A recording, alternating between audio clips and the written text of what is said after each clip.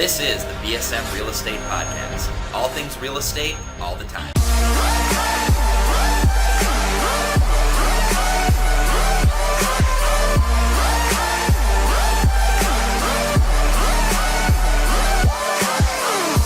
Hi everyone and welcome to the VSM Real Estate Podcast. This week I'm joined by Ryan Schroeder, the author of Secrets to Rent Your Home the Right Way. Hey Daniel. And I'm also joined by Shaz Khan, who is a client of ours. Hey Daniel. Hi.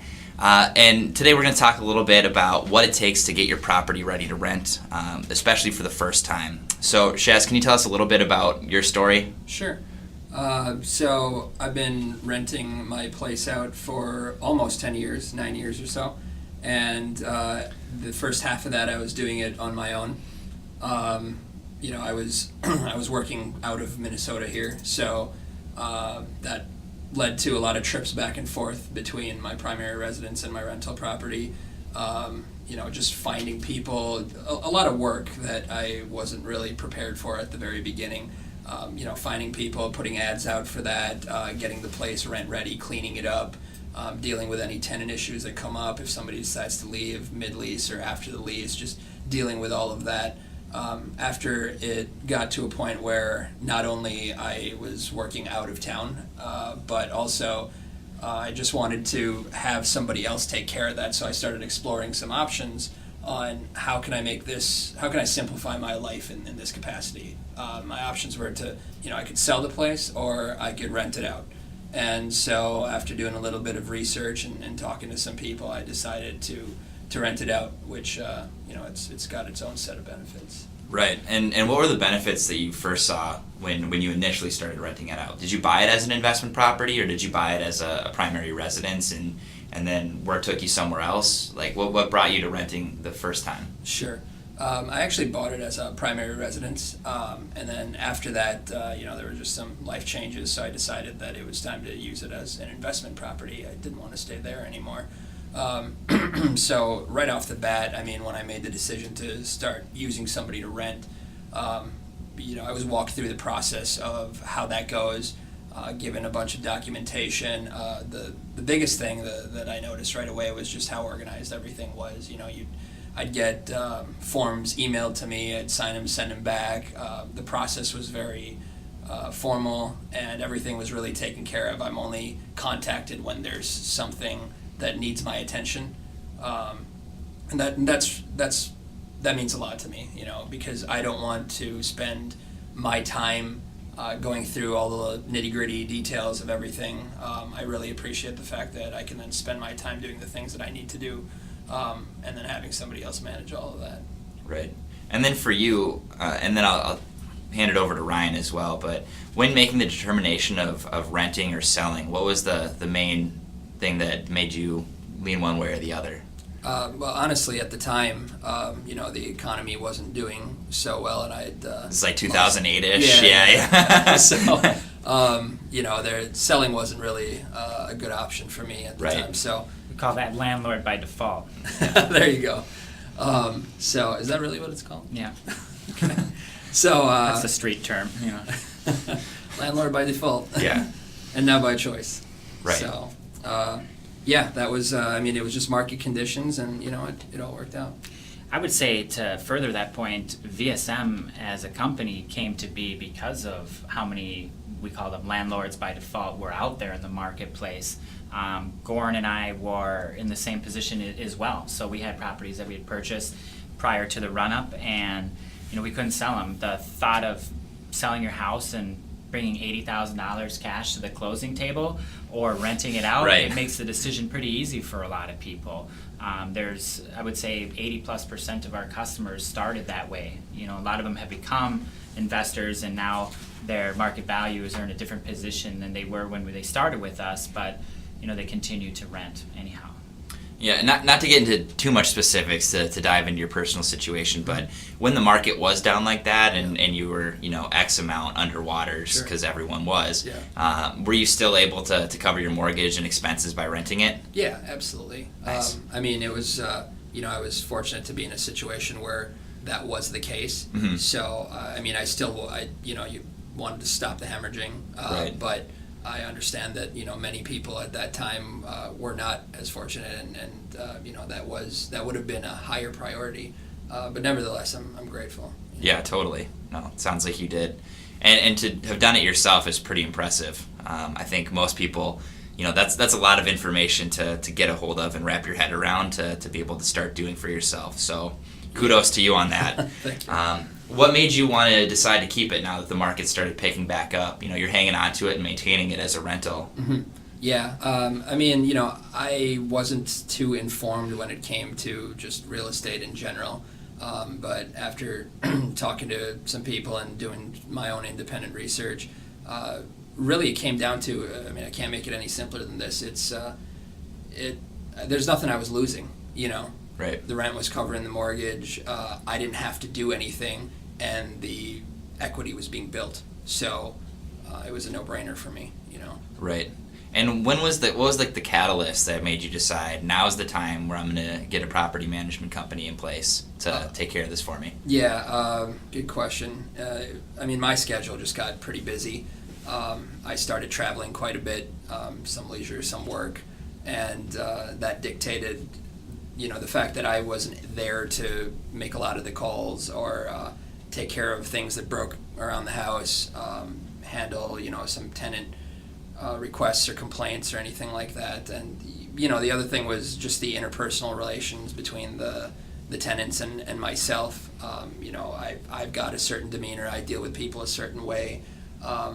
Sometimes that's for the better, sometimes not so much. I just wanted that insulation between the tenants and myself. Right. So that they would have a consistent demeanor, because if I'm having a bad day, I don't want right. them to feel that. Right. Yeah. Your response to a work request can change dramatically based on what's happening. Exactly. Right. Totally. So, do you have any stories or anything from managing yourself or any difficulties? As a landlord in and of myself, not using a management company at that time, you really do what it takes to take care of some stuff, right? So Mm-hmm. I think, there was a leak in the bathroom or something like that, so I wasn't available, and I can't remember the circumstances under which I couldn't get my normal plumber out there, but I called the buddy who's just good at that stuff, right? And I'm like, hey, could you go check it out for me? I'll buy you lunch or whatever the arrangement we had was, right? You make do.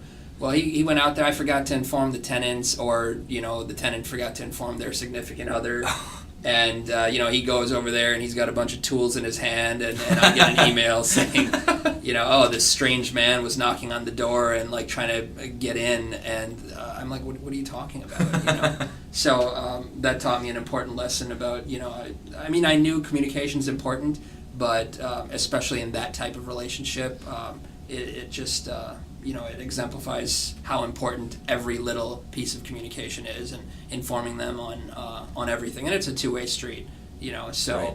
It's a lot.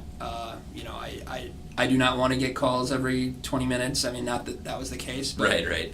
Nor do I want to make them, because again, there's some tenants that will they'll call for the smallest things, and that's their prerogative. But I really don't want to hear about a loose screw or something like that. Right. And sometimes they're just happy they trap you on the phone and just tell you about everything. Exactly. Just how life's going, I'm sure we've all experienced that. Right.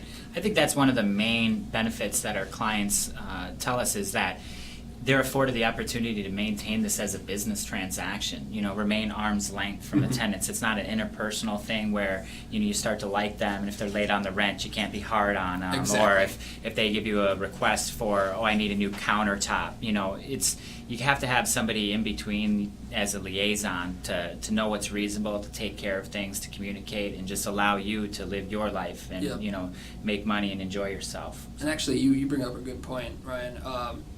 When I first started renting the place out, I rented it to friends of family or friends of friends, something like that. And again, it's Ryan and I collectively winced when he said that. it's not something that I really understood the dynamic of before getting into it, because I'm like, there's somebody there, they'll take care of it. Well, not everyone takes the same courtesy to others' property as you would your own. Right. And that happens, it takes all kinds, but that obviously limited the, my ability to call in and make legitimate complaints about the way that some things were being handled or done. Yeah. And I wanted to take out that piece of it where I'm removed and it's a business transaction, like you said. Right. Yeah, it's hard to be like, Steve, I'm evicting your grandma. I just want to let you know. Right. Totally. So when you got in contact then with VSM and had them come in to take over for you, what type of, was there any information that they brought to the table that was surprising to you about getting a property ready, or was it pretty similar to what you were already doing? So at that point, I mean, I'm a very studious individual. I look into quite a bit. So my decision to go with VSM, or anyone for that matter, but in this case VSM, wasn't so much my lack of preparation or knowledge. Of course, there are things that you guys knew that I didn't, and I'll get into that. But it was more so, again, a time thing, right? So Right. I kind of understood the landscape and how it went. However, the one thing that I did learn that I did not know about was there is a renter's license that I need in the particular city that the property was in. Yeah. Well, nobody told me that. I mean, you buy a house, you live in it, you move out, you decide to rent it out, and you just do that. Yeah, And- there's no class in school where they teach you about that stuff. Right, and Yeah. no one's sending me letters about any of this stuff. It's just kind of like, okay, it's mine now, I get to do this. Right. And so it wasn't until, a few years into that process that I got a letter from the city saying that, and I don't even remember what it was. Oh, it was an insurance claim. It had just rained, and the basement had some water leakage in it, and so I filed an insurance claim. Well, that triggered some process by which the city became informed through the inspector that this is a rental property, and then they went and looked in some database. I have no idea, and this license wasn't present. At that point, fortunately, I'd already gotten VSM involved to handle everything, and so I was just able to make a simple forward request and say, hey VSM, this is what I got in the mail. How do I deal with this? What do I need to do? You guys were very quick to both understand the situation and explain it to me, and everything was handled. Yeah. Can you go into the rental license process a little bit more and maybe also touch on some of the potential consequences? Because it seems like you got away without too much trouble from the city, right? Yeah, I wouldn't say got away, but yeah, by the time I received the notice, Right. Yeah, I follow. The VSM was handling it already, and Yeah. I was able to talk to the city inspector, and he understood the circumstances. So, I mean, it comes down to paying their fee and filling out paperwork. Right. And so that's, you guys were very instrumental in helping me get that done. Sure. Well, to answer your question, Daniel, so certain municipalities will actually fine you for renting without a license. I know that the city of Minneapolis can charge up to $1,000 fine plus a daily fine until you get it remedied. They're probably the most extreme example, though. And then as far as the rental license process, basically what it is, it's done at the city level, and they're going to look for safety things. So they're going to look for smoke detectors, carbon monoxide, no loose handrails or exposed electrical wires, your steps are safe, things of that nature. What they're really trying to prevent is slumlords from, providing below standard properties to tenants, and also just trying to keep the neighborhoods up. There's certain areas of, let's say, Minneapolis or St. Paul that are predominantly rentals, and if landlords were left to their own devices, those areas could continue to degrade over time, and the city doesn't want that to happen. So the rental license starts with, like Shaz mentioned, an application, a fee, they do an inspection, they give you a list of items that need to be corrected. Those things are done, you have it inspected, you get your license, and you move on with your life. It's just a little government oversight like everything else. So. Yeah, I think we all know that there's plenty of that in real estate. Yeah. And, looking back to 2006, 2007, maybe not the worst thing in the world exactly. here and there. Right. So, perfect. Ryan actually, to further go above and beyond the requirements of a rental license, wrote a book specifically to give to landlords to not just take it to the minimum, but to take it to the maximum of what they should be doing to get the most out of their investment that they have in this property, and just the best way to really attract tenants quickly and effectively.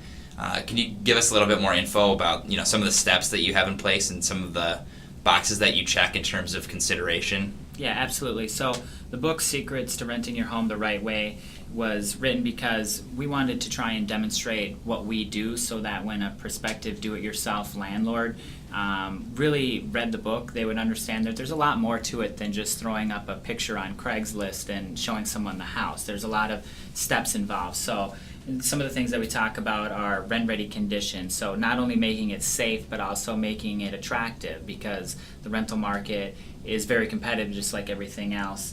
Talking about how to price it right, going over some of the aspects of how do you market the property to find the top tier tenants, the background checks, the move in and move out procedures, the lease documents, the collecting rents. What do you do if you have tenant issues? How do you handle maintenance? I mean, there's a number of items that go into property management that I think that just at the surface people don't always necessarily realize. So the book was meant to be an expose, so to speak, of all the things that we do, and also help to try and kind of legitimize the value that we bring to the property management transaction. Nice. And that book we're going to link in the description info for the podcast here today, so everyone can check that out for free and get a little bit more information about it. Yeah, go for it.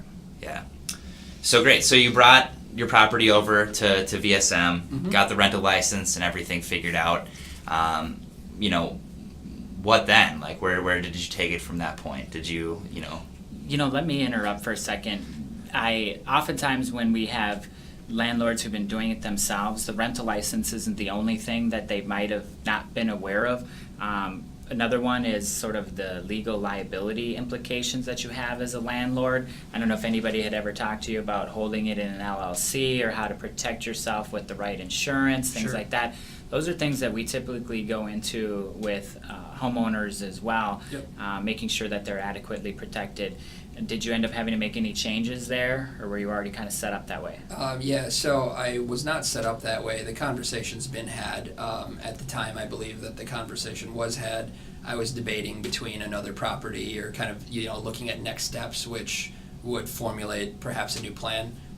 So I think, one thing that I can appreciate is that VSM was on top of it as far as informing me of, I was able to come to you guys with questions that I had about any potential future plans, and I would get relevant information, because you don't know what you don't know, right? And so as long as all I can do is state what my ideas or plans or existing thoughts are, and then you guys kind of fill in the gaps of, what it is that I don't know. But absolutely, and then that's always really been a concern of mine too, is, anything can happen, and how to deal with that liability piece. That was another piece that I didn't mention earlier about why I wanted to go with a management company, because not only do they have experience with this, but they have a deep understanding of what to do in the event that something does occur. Right. It keeps you safer to be arm's length too. I mean, we're your liaison. The lease is written by us, and we're your kind of your eyes and ears communicating on their behalf.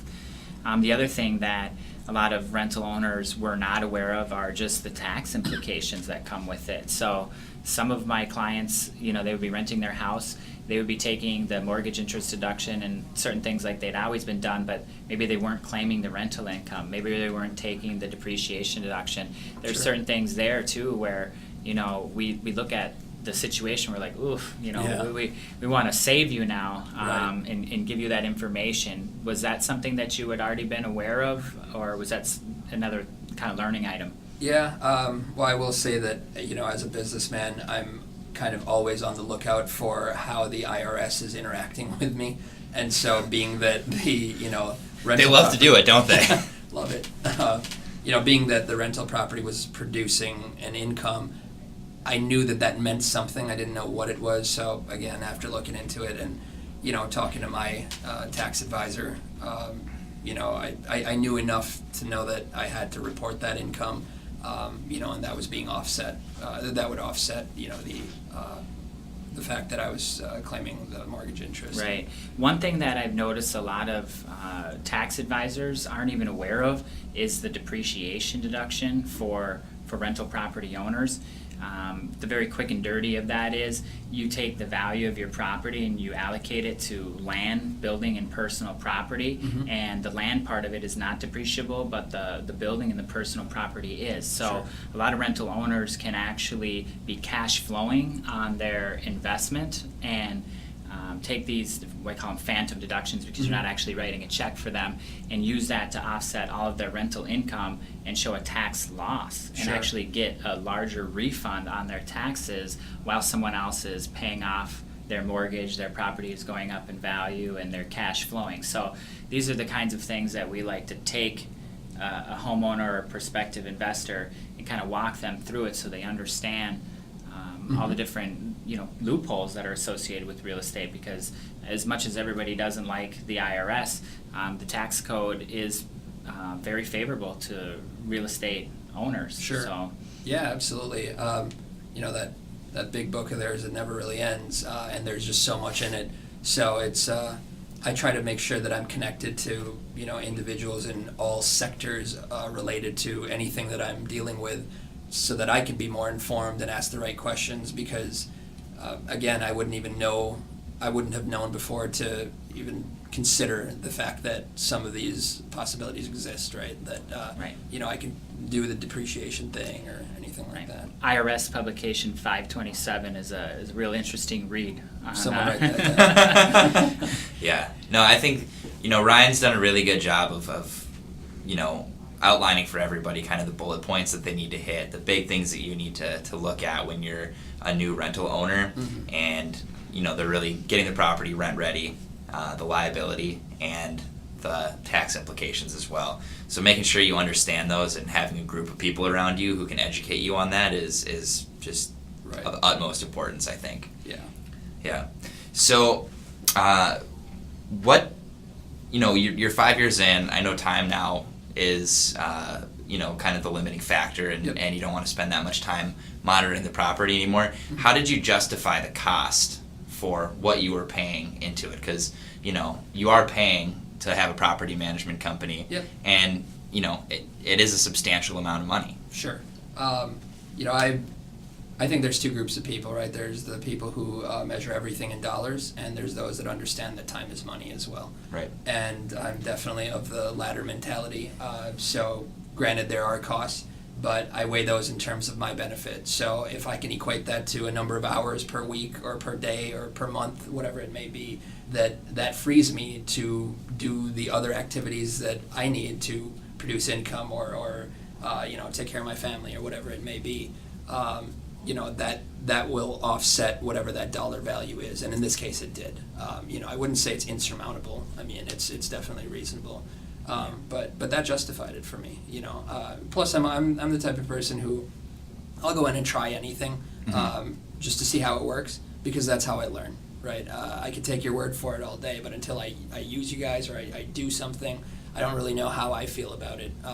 And so it's really like everything else, you just got to jump in and do it and see how it works, ask a lot of questions, and if it works in your favor, then you keep building that relationship. Nice. You're a better man than me. I tend to be, I know I won't like that. I'm not trying. So, no, awesome. Ryan, you mentioned a little bit earlier, you were talking about rent-ready condition. Can you give us a little bit more? What are the big points that people need to hit on that, who may be listening and thinking about doing it themselves, or just want to know more about what they need to do to get their property ready? Sure. There's two aspects of it. The first is the safety aspect, which is largely covered by the rental license, making sure that your home is safe and inhabitable. The other part is the cosmetic piece. I like to say that renting is a beauty contest. Prospective tenants, they're going to care how your property looks. So number one on that list is cleanliness. Nobody wants to live in anybody else's filth or hair and stuff on their sinks and things like that. So second is paint.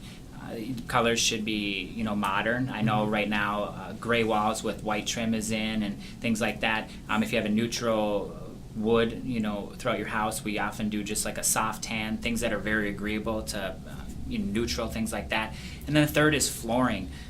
Sometimes you've got some 1980s vinyl in there. You know, it's very cheap to replace that, and it updates the house quite a bit. Get that shag carpet out.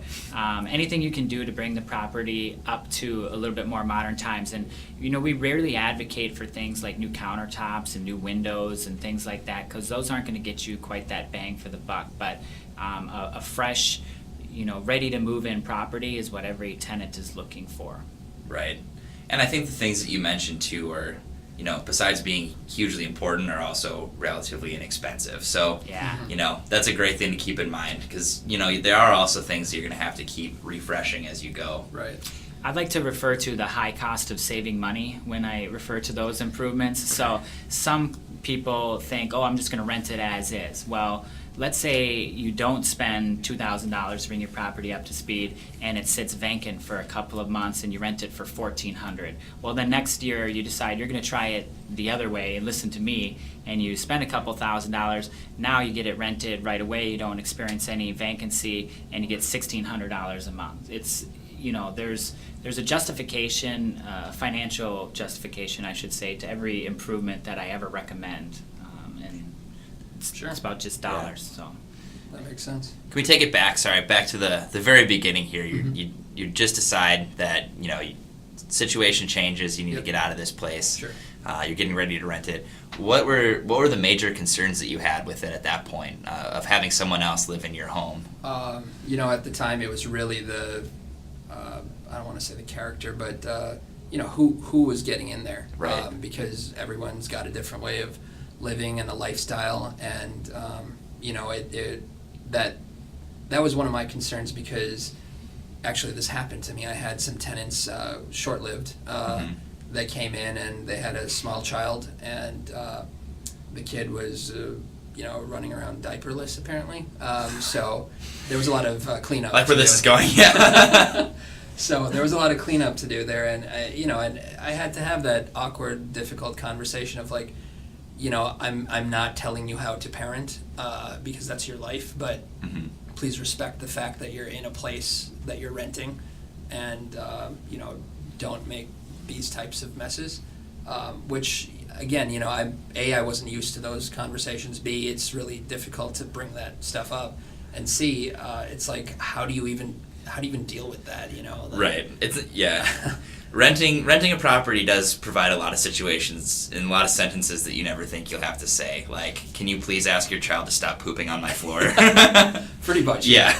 yeah, I've had to ask, can you please stop spilling bong water all over the carpet? And then, what were the concerns then? Because when you started traveling more and you were out of the area a lot more, Yeah. I'm sure that magnified some of your concerns then too. Oh yeah, I mean, especially in like I was going to say the heat of winter, but there's no such thing as that around here. Right. The dead of winter, you know, I'd be out of state, and you know, I'm having friends or family check up on the property. This is obviously when I was doing it myself, which again, it's taking time out of other people's day too. And now I feel like, you know, I can't tell you how many lunches I've had to buy for people, just in having them help me out here. It's a write-off though. That's the plus side. I don't even think I did that. Oh. But you know, I'm having them check up on it, and it's the middle of winter, and a tenant would, let's say, move out. So now I'm trying to organize an ad to have a new tenant put in, or have somebody else do that for me. Make sure that the pictures are up to date. Make sure that the place is clean. If they've left anything behind, you know, people leave stuff behind too. I had one tenant that I couldn't believe this. They actually pulled out the trim near one of the windows. I have no idea what you'd even do with that, but they did that. Building a tree fort. Yeah. Or they left behind, you know, a piece of furniture or something. Getting that in and out on a rental property that, you know, hasn't had somebody there, and it just snowed like 1.5 feet, as it always does in winter here, you know, that poses a challenge. Right. And an inconvenience for those who are assisting you. So that was definitely, all of that kind of added up, and I'm like, all right, I need somebody to help me out here who's always there, you know. It's just a mental reassurance. When you're not imposing on someone to have the things done that you needed done. Exactly. Yeah. And in Minnesota, it's so scary in the winter, especially if you have vacancy, knowing that your pipes are always, you know, potential catastrophe to happen. That happened to a good friend of mine this last winter. So no, that's actually a really good point, because it's been so long since I've been renting it by myself and having experienced the winter. But you reminded me, I'd go in or have somebody go in every so often, every couple weeks, just to check on it to make sure the heat didn't turn off or the pipes didn't freeze or somebody didn't leave something open, weird stuff like that. I was talking to a woman and she was telling me that she always had dreams, because she lived in Florida, had a place up here. She'd always have dreams that her pipes were bursting, and she'd wake up in that kind of foggy state and think it really happened and just start calling everybody and be like, go look at the house, and it was never an issue. Oh, it's anxiety inducing. They could probably make a horror film on it. I'm sure. For sure. Yeah, I mean, a pipe burst could cost thousands of dollars, damage your walls, all that stuff, and all it takes to go out is the pilot light going out. Your igniter could be just a little dirty, or your furnace filter could be a little dirty. I mean, it can happen pretty quickly in our sub-zero winters, that's for sure. Totally. And then the process, the kind of the onboarding process, skipping ahead again. Sure. What was that like for you? Was that time consuming or pretty easy to do? I'm trying to think back, testing my memory here. I don't think it was time consuming. I remember getting some forms emailed to me. I read them over. I called in with some questions, digitally signed the forms, sent them back, and we were off and running. I think you guys had to install a lockbox, so you did that. I gave you the keys, and quite frankly, I haven't been back to that property physically myself. I'm here right now, and I haven't been back there for years now. And it's great for me. The takeover process itself is a little bit intensive. Obviously, getting the management contract signed, getting all the information on the property, authorizing us to get rental licenses, lock boxes, and things like that. But once you've done that, you could go 20 years without ever having to be involved again, except for an occasional decision. Right. No, it's very prudent, because I'm a fan of stuff like that, where the less I'm involved and it remains valuable and productive, the more I'm a fan. Absolutely. Totally. Well, I think that was a fantastic insight into exactly what we're trying to bring to the table here in terms of getting people, landlords by default, as Ryan put it, on board. Or the investor type as well. The same rules apply for getting a property ready. So I think we'll sign it off here. And I think we'll go into more depth on a few of the topics that we discussed on today, like rent-ready condition, taxes, liability, and other future podcasts as well for those who are looking for more information on those particular subjects. Right. One last thing, again, don't forget, everybody, we will have the Secrets to Rent Your Home the Right Way by Ryan Schroeder in the info at the end of this podcast here, too. Thanks. Have a good week. Thank you. Thanks. This is the VSM Real Estate Podcast. All things real estate, all the time.